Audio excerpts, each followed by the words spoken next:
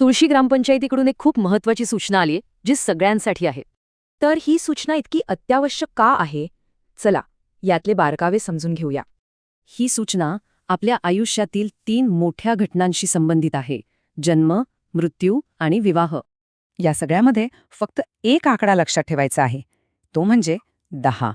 नियम एकदम सरळ आहे. कोणतीही घटना असो, फक्त 10 दिवसांच्या आत नोंदणी करणं बंधनकारक आहे. आता ही मुदत पाळण्यावर 2 वेगवेगळे मार्ग तयार होतात. एक सोपा आणि दुसरा जरा अवघड. चला, आधी सोपा मार्ग पाहूया, म्हणजे 10 दिवसांच्या आत नोंदणी करण्याचा मार्ग. वेळेवर नोंदणी केली की सगळी प्रक्रिया एकदम सोपी आणि विनात्रास होते. आणि महत्वाचं म्हणजे आपल्याला मिळतं QR कोड असलेलं एक अधिकृत प्रमाणपत्र.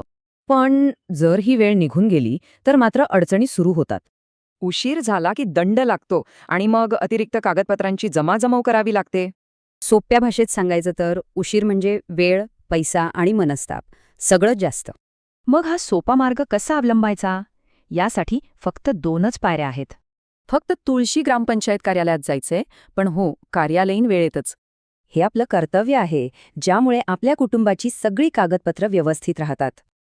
आता फक्त एक प्रश्न विचारायचा आहे. आपल्या घरातली नोंदणी वेळेवर झालीये का?